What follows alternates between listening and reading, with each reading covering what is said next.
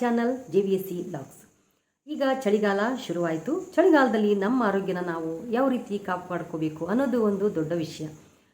ಒಳಗಿಂದ ನಮ್ಮ ದೇಹದ ಒಳಗಿಂದ ಆರೋಗ್ಯ ಚೆನ್ನಾಗಿದ್ದರೆ ನಾವು ಕೂಡ ಚೆನ್ನಾಗಿರ್ತೀವಿ. ಈ ಚಳಿಗಾಲ ಶುರುವಾಯ್ತಲ್ಲ, ಕೂದಲಿನ ಆರೈಕೆ ಮಾಡ್ಕೊಳ್ಳೋದು ಅಷ್ಟೇ ಕಷ್ಟ, ಚರ್ಮದ ಆರೈಕೆ ಮಾಡ್ಕೊಳ್ಳೋದು ಅಷ್ಟೇ ಕಷ್ಟ, ಹಾಗೆ ನಮ್ಮ ದೇಹದ ಒಳಗಿಂದ ಆರೋಗ್ಯ ಕಾಪಾಡ್ಕೊಳ್ಳೋದು ಅಷ್ಟೇ ದೊಡ್ಡ ವಿಷಯ ಅಂತ ಹೇಳ್ಬೋದು.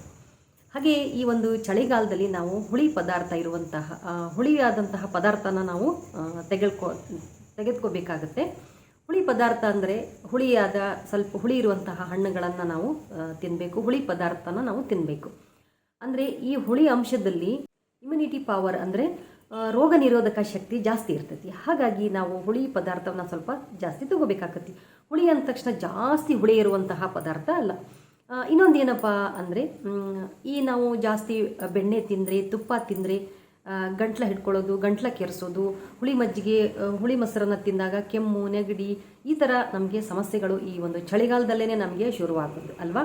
ಹಾಗಾಗಿ ನಾವು ಹುಳಿ ಪದಾರ್ಥನ ತಿನ್ನೋದಕ್ಕೆ ನಮಗೆ ಹೆದರಿಕೆ ಆಗುತ್ತೆ. ಜೊತೆಗೆ ಈ ಜಿಡ್ಡು ಪದಾರ್ಥ ತಿನ್ನೋದಕ್ಕೂ ನಮಗೆ ಹೆದರಿಕೆ ಆಗುತ್ತೆ. ಸಾಮಾನ್ಯವಾಗಿ ನಾನು ಹೇಳೋದಿಷ್ಟೇ, 35 ವರ್ಷದ ನಂತರ 35 ವರ್ಷ ದಾಟಿದವರು ಈ ಒಂದು ಕೆನೆ ಮೊಸರು, ಕೆನೆ ಹಾಲಿನ ಮೇಗಿನ ಕೆನೆನ ತಿನ್ನೋದನ್ನು ಬಿಟ್ಟು ಬಿಡಬೇಕು. ಅದು ಆರೋಗ್ಯಕ್ಕೆ ಒಳ್ಳೆಯದಲ್ಲ. ಹಾಗೆ ಇನ್ನೊಂದು ವಿಷಯ ಏನಪ್ಪ ಅಂದರೆ, ಈ ಹುಳಿ ಪದಾರ್ಥ ತಿನ್ನೋದು ಅಂದರೆ ಏನಂದರೆ, ಈಗ ಸಾಮಾನ್ಯವಾಗಿ ನಾವು ಮನೇಲಿ ಅಡುಗೆ ಮಾಡ್ತೀವಿ, ಎಲ್ರಿಗೂ ಗೊತ್ತಿರ್ತೈತಿ. ಮನೇಲಿ ಅಡುಗೆ ಮಾಡ್ತಾ ಇರ್ತಲ್ಲ, ಆಡು ಭಾಷೆದಲ್ಲಿ ಹೇಳ್ತಾ ಇರ್ತಾರೆ, ಸಾರು ಒಂದು ಸ್ವಲ್ಪ ಹುಳಿ ಮುಂದಿದ್ರೆ ರುಚಿ ಆಗ್ತತಿ ಅಂತ, ಈ ಪಲ್ಯ ಒಂದು ಸ್ವಲ್ಪ ಹುಳಿ ಮುಂದಿದ್ರೆ ರುಚಿ ಆಗ್ತತಿ ಅಂತ ಹೇಳ್ತಾ ಇರ್ತಾರೆ.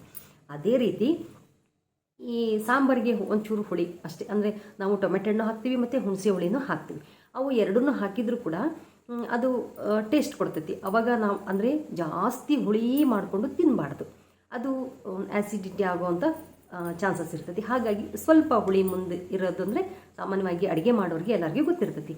ಆ ರೀತಿ ಸ್ವಲ್ಪ ಹುಳಿ ಇರೋದನ್ನು ನಾವು ತಿನ್ನಬೇಕಾಗುತ್ತೆ. ಹುಳಿ ಅಂಶದಲ್ಲಿ ರೋಗ ನಿರೋಧಕ ಶಕ್ತಿ ಇರ್ತೈತಿ. ಹಾಗೆ ಹಣ್ಣುಗಳು, ಈ ಕಿತ್ತಲೆ ಹಣ್ಣಿನಲ್ಲಿ ಹುಳಿ ಸ್ವಲ್ಪ ಕಿತ್ತಲೆ ಹಣ್ಣು ಹುಳಿ ಬರ್ತಾವೆ, ದ್ರಾಕ್ಷಿ ಹಣ್ಣು ಸ್ವಲ್ಪ ಹುಳಿ ಬರ್ತಾವೆ. ಅದು ಜಾಸ್ತಿ ಹುಳಿ ಇರುವಂಥದ್ದನ್ನು ತಿನ್ನಬಾರ್ದು. ಆದ್ರೆ ಹಂಗೆ ತಿಂದರೆ ಗಂಟ್ಲ ಕೆರೆಸೋದಕ್ಕೆ ಸ್ಟಾರ್ಟ್ ಆಗ್ತೈತಿ, ಕೆಮ್ಮು ಸ್ಟಾರ್ಟ್ ಆಗಿಬಿಡ್ತೈತಿ. ಕೆಲವೊಬ್ಬರು ಆರೋಗ್ಯ ಭಾಳ ಸೂಕ್ಷ್ಮ ಇರ್ತೈತಿ. ಹಾಗಾಗಿ ಕೆಲವೊಬ್ಬರು ತಡ್ಕೊತಾರೆ, ಕೆಲವೊಬ್ಬರಿಗೆ ತಡ್ಕೊಳ್ಳೋ ಶಕ್ತಿ ಇರೋದಿಲ್ಲ. ಹಾಗಾಗಿ ಸ್ವಲ್ಪ ಹುಳಿ ಇರುವಂಥ ಅಂಶ, ಹುಳಿ ಇರುವಂಥ ಪದಾರ್ಥ, ಹುಳಿ ಅಂಶ ಇರುವಂತಹ ಪದಾರ್ಥ ಮತ್ತು ಹಣ್ಣುಗಳನ್ನು ನಾವು ಸೇವಿಸೋದು ಒಳ್ಳೆಯದು. ಹಾಗೆ ಇನ್ನೊಂದು ಏನಪ್ಪ ಅಂದರೆ, ಎಣ್ಣೆ ಅಂಶ ಇರುವಂತಹ ಪದಾರ್ಥವನ್ನು ನಾವು ತಿನ್ನೋದು ಒಳ್ಳೆಯದು.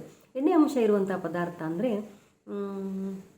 ಈಗ ನಾವು ತುಪ್ಪನ ತಿನ್ನಬೇಕು. ಯಾವ ರೀತಿ ತಿನ್ನಬೇಕು ಅಂದರೆ, ಅವಾಗಲೇ ಕಾಸಿದಂತಹ ತುಪ್ಪನ ತಿನ್ನಬಾರ್ದು. ಅದು ಕೆಲವೊಬ್ಬರಿಗೆ ಗಂಟ್ಲು ಹಿಡ್ಕೊಂಡು ಕೆಮ್ಮು ಸ್ಟಾರ್ಟ್ ಆಗಿಬಿಡ್ತೈತಿ. ಹಾಗಾಗಿ ತುಪ್ಪ ಕಾಯಿಸಿ 1 ದಿನ ಅಥವಾ 2 ದಿವಸ ಆದಮೇಲೆ ಆ ತುಪ್ಪನ ತಿಂದರೆ ಅದು ಗಂಟ್ಲು ಕೆರೆಯೋದಿಲ್ಲ. ಹಾಗೆ ನಾವು ಜಾಸ್ತಿ ಎಣ್ಣೆಯಲ್ಲಿ ಕರೆದಿರುವಂತಹ ಪದಾರ್ಥಗಳನ್ನು ತಿನ್ನಬಾರ್ದು. ಅದು ಕೂಡ ಕಫ ಆಗ್ತೈತಿ, ಗಂಟ್ಲು ಕೆರೆಸ್ತಾ ಮತ್ತು ಕೆಮ್ಮು ಸ್ಟಾರ್ಟ್ ಆಗ್ತೈತಿ. ಆದರೆ ಚಳಿಗಾಲದಲ್ಲಿ ಎಣ್ಣೆ ಅಂಶ ಇರುವಂತಹ ಒಂದು ಪದಾರ್ಥನ ನಾವು ತಗೊಳ್ಳೇಬೇಕು. ಏನಂದರೆ ನಮ್ಮ ಚರ್ಮ ಒಣಗ್ತಾ ಇರ್ತೈತಿ. ಕೆಲವೊಬ್ಬರಿಗೆ ಡ್ರೈ ಸ್ಕಿನ್ ಇರ್ತೈತಿ, ಒಣ ಚರ್ಮ ಅಂತ ಹೇಳ್ತಾರಲ್ಲ, ಅದಿರ್ತೈತಿ. ಅಂಥವರು ಏನು ಎಣ್ಣೆ ಅಂಶ ಇರುವಂತಹ ಪದಾರ್ಥಗಳನ್ನು ನಾವು ತಗೋಬೇಕಾಗ್ತೈತಿ. ಮನೆಯಲ್ಲಿ ಶೇಂಗಾ ಮತ್ತು ಶೇಂಗಾನ ಹುರ್ಕೊಂಡು ಅದ್ರ ಜೊತೆಗೆ ಬೆಲ್ಲ ಹಾಕ್ಕೊಂಡು ತಿಂದರೆ ಯಾರಿಗೆ ಹಿಮೋಗ್ಲೋಬಿನ್ ಕಡಿಮೆ ಇರುತ್ತೋ, ರಕ್ತದಂಶ ಕಡಿಮೆ ಇರುತ್ತೋ ಅಂಥವರಿಗೆ ರಕ್ತ ಜಾಸ್ತಿ ಉತ್ಪತ್ತಿ ಆಗುತ್ತೆ. ಜೊತೆಗೆ ಅದು ಬೆಲ್ಲ ಶಕ್ತಿನೂ ಹೌದು. ಹಾಗೆ ಶುಗರ್ ಇದ್ದವರಿಗೆ ಬೆಲ್ಲ ಒಳ್ಳೆಯದು. ಹಾಗಾಗಿ ಅದರಲ್ಲಿ ಆಮೇಲೆ ಶೇಂಗಾದಲ್ಲಿ ನೋಡಿ, ಸೊಳ್ಳೆ ಕಡಿಯೋದಕ್ಕೆ ಸ್ಟಾರ್ಟ್ ಆಯಿತು. ಶೇಂಗಾದಲ್ಲಿ ಎಣ್ಣೆ ಅಂಶ ಇರುತ್ತಲ್ಲ, ಎಲ್ಲರಿಗೂ ಗೊತ್ತು. ಶೇಂಗಾ ಹುರ್ಕೊಂಡು ಅದ್ರ ಜೊತೆಗೆ ಬೆಲ್ಲ ತಿಂದರೆ ಒಂದು 2-3 ರೀತಿಯಿಂದ ಅದು ಒಳ್ಳೆಯದು. ಈಗ ಈ ಒಂದು ಚಳಿಗಾಲದಲ್ಲಿ ಅದು ಒಂದು ಒಳ್ಳೆಯದು ಅಂತ ನಾನು ಹೇಳ್ತೀನಿ. ಇದು ಒಂದು ಟಿಪ್ಸನ್ನು ನಾನು ನಿಮಗೆ ಕೊಡ್ತಾ ಇದ್ದೀನಿ. ಹಾಗೆ ಹುಳಿ ಅಂಶ ಅಂತ ಹೇಳಿದ್ನಲ್ಲ, ಅದು ಇನ್ನೊಂದೇನಪ್ಪ ಅಂದರೆ, ಮಧ್ಯಾಹ್ನ ಊಟದಲ್ಲಿ ಮೊಸರು ಮತ್ತು ಮಜ್ಜಿಗೆನ ಬಳಸಿ. ಅದೇ ರಾತ್ರಿ ಊಟದಲ್ಲಿ ಮೊಸರನ್ನು ಬಳಸಬೇಕು. ಹಾಗೆ ನನಗೆ ಗೊತ್ತಿರುವಂತಹ ಈ 2 ಟಿಪ್ಸ್ನ ನಾನು ನಿಮ್ಮ ಹತ್ರ ಶೇರ್ ಮಾಡ್ಕೊಂಡಿದ್ದೀನಿ. ಒಂದು, ಹುಳಿ ಪದಾರ್ಥ ರೋಗ ನಿರೋಧಕ ಶಕ್ತಿನ ಹೆಚ್ಚಿಗೆ ಮಾಡುತ್ತೆ. ಹಾಗೆ ಈ ಎಣ್ಣೆ ಅಂಶ ಇರುವಂತಹ ಪದಾರ್ಥ ಆದರೆ ಒಣ ಚರ್ಮಕ್ಕೆ, ಈ ಒಂದು ಚಳಿಗಾಲಕ್ಕೆ ಒಣ ಚರ್ಮಕ್ಕೆ ಒಳ್ಳೆಯದು ಅಂತ ನಾನು ಹೇಳ್ತೀನಿ.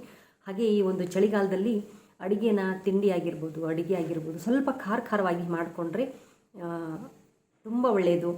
ಮತ್ತು ಊಟನೂ ಸ್ವಲ್ಪ ಜಾಸ್ತಿನೇ ತಿಂತಾರೆ. ಈ ಚಳಿಗಾಲದಲ್ಲಿ ಎಲ್ರಿಗೂ ಹೊಟ್ಟೆ ಹಸು ಜಾಸ್ತಿ. ಹಾಗಾಗಿ ಈ ಒಂದು ಟಿಪ್ಸ್ನ ಫಾಲೋ ಮಾಡಿ ಅಂತ ಕೇಳ್ತೀನಿ. ನಾನು ಕೂಡ ಇದನ್ನು ಮತ್ತೊಬ್ಬರ ಕಡೆಯಿಂದ ತಿಳ್ಕೊಂಡಿದ್ದು ನಾನು ಕೂಡ ಫಾಲೋ ಮಾಡ್ತೀನಿ. ಹಾಗೆ ನಿಮಗೆಲ್ಲ ಗೊತ್ತಿರುವ ಹಾಗೆ ಹಾಗಲಕಾಯಿ ಪಲ್ಯ ತುಂಬ ಒಳ್ಳೆಯದು, ಶುಗರ್ ಇದ್ದರಿಗೆ ತುಂಬ ಒಳ್ಳೆಯದು. ಅದರಲ್ಲಿ ನಾವು ಬೆಲ್ಲ ಮತ್ತು ಹುಳಿನ ಜಾಸ್ತಿ ಹಾಕ್ತೀವಿ. ಬೆಲ್ಲ ಮತ್ತು ಹುಳಿ ಜಾಸ್ತಿ ಹಾಕಿದಾಗ ಅದು ಹಾಗಲಕಾಯಿ ಪಲ್ಯ ಟೇಸ್ಟ್ ಕೊಡ್ತೈತಿ. ಅದಕ್ಕೆ ಒಂಚೂರು ತುಪ್ಪ ಹಾಕ್ಕೊಂಡು ತಿಂತೀವಿ. ಈ ಚಳಿಗಾಲದಲ್ಲಿ ಜಾಸ್ತಿ ಹಾಗಲಕಾಯಿ ಪಲ್ಯ ಮಾಡ್ಕೊಂಡು ತಿಂದರೆ ತುಂಬ ಒಳ್ಳೆಯದು. ಶುಗರ್ ಇದ್ದರಿಗಾಯ್ತು, ಶುಗರ್ ಇಲ್ಲದೆ ಇರೋರಿಗಾಯ್ತು ತುಂಬ ಒಳ್ಳೆಯದು ಅಂತ ಹೇಳ್ಬೋದು. ಹಾಗಾಗಿ ಹುಳಿನೂ ಬೇಕು, ಹಾಗೆ ಜಿಡ್ಡಿನಂಶ ಇರದೇ ಇರುವಂಥ ಆದರೆ ಎಣ್ಣೆಯ ಅಂಶ ಇರುವಂತಹ ಒಂದು ಪದಾರ್ಥ ಆಗಿರ್ಬೋದು, ಹುಳಿ ಆಗಿರುವಂಥ ಪದಾರ್ಥ ಆಗಿರ್ಬೋದು, ಈ ಒಂದು ಚಳಿಗಾಲದಲ್ಲಿ ಸೇವಿಸೋದ್ರಿಂದ ಆರೋಗ್ಯಕ್ಕೆ ತುಂಬ ಒಳ್ಳೆಯದು ಅಂತ ಹೇಳ್ತೀನಿ. ಓಕೆ, ನನಗೆ ಗೊತ್ತಿರುವಂಥ ಈ ಒಂದು ಒಂದೆರಡು ಅಂಶನ ನಾನು ನಿಮ್ಮ ಜೊತೆ ಶೇರ್ ಮಾಡ್ಕೊಂಡಿದ್ದೀನಿ. ಈ ವಿಡಿಯೋ ಇಷ್ಟ ಆದರೆ, ಈ ಒಂದು ಪುಟ್ಟ ವಿಡಿಯೋ ನಿಮಗೆಲ್ಲ ಇಷ್ಟ ಆದರೆ ಲೈಕ್ ಮಾಡಿ, ಶೇರ್ ಮಾಡಿ, ಕಮೆಂಟ್ ಮಾಡಿ, ಹಾಗೆ ನನ್ನ ಚಾನಲ್ನ ಸಬ್ಸ್ಕ್ರೈಬ್ ಮಾಡಿಕೊಂಡು ಸಪೋರ್ಟ್ ಮಾಡಿ ಅಂತ ಕೇಳ್ತೀನಿ. ವಿಡಿಯೋ ನೋಡಿದ್ದಕ್ಕೆ ಥ್ಯಾಂಕ್ ಯು.